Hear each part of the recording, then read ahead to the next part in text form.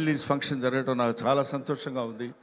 ఎందుకంటే ఈ cinema release కావాలి, అయిన తర్వాత బ్రహ్మాండంగా పేరు తెచ్చుకోవాలి, పెద్ద హిట్ అవుతుంది అని చెప్పడం సర్వసాధారణమైన ఇంతమంది నవ్వించే వాళ్ళు ఇక్కడ ఒక చోట పాపం ఏకమై మిమ్మల్ని అందరినీ నవ్వించడానికి ప్రేక్షకులు, 2 రాష్ట్రాల ప్రేక్షకుల్ని, ఇండియా వైడ్ ప్రేక్షకుల్ని నవ్వించడానికి సిద్ధపడుతున్నారంటే మీరందరూ, ముఖ్యంగా నేను ప్రేక్షకులను కోరుకునేది ఏంటంటే, మామూలుగా ఉండే మా మొహాలు కూడా మిమ్మల్ని నవ్వించడం కోసం వికృతంగా మార్చుకుంటాం.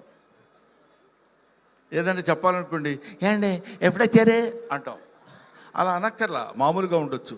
అలా అంటే నవ్వుతారేమో అన్న భ్రమ, ఆ భ్రమతోటి, ఆ ఆలోచనతోటి మిమ్మల్ని నవ్వించటమే మా ధ్యేయం కమెడియన్స్కి. అటువంటి కమెడియన్స్ అందరూ కలిసి ఇందులో నటిస్తూ కామెడీని పండించి మిమ్మల్ని నవ్వించడానికి వచ్చే సదుద్దేశంతో తీసిన సినిమా కాబట్టి, ఏమిటి సినిమా ఇది?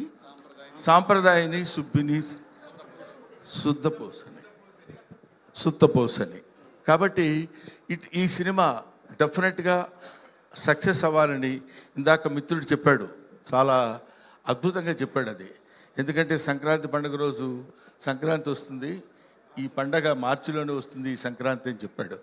చాలా బాగుంది. తర్వాత ఇందాక ఒక రైటర్, కుర్రాడు, రైటర్ అయినా అతను అంటే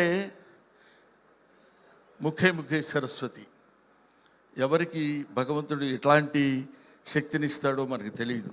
అతను మాట్లాడిన 5 నిమిషాల్లో చాలా అందమైన మాటలు అందంగా చెప్పాడు. బ్రహ్మానందం గారు మిమ్మల్ని కల్లో కూడా చూస్తాను కానీ సెల్లో చూశాను అన్నాడు. తర్వాత ఆ టైము, ఈఎంఐ ఇచ్చిన టైం అందరూ ఇస్తారు కానీ టైంను సద్వినియోగపరుచుకోవాలన్నాడు ఫస్ట్. ఇట్లాంటి అటాక్లు ఇస్తున్నాడు ఇతను అనుకున్నాను. తర్వాత తెలిసింది అతను రైటర్ అని. Very good.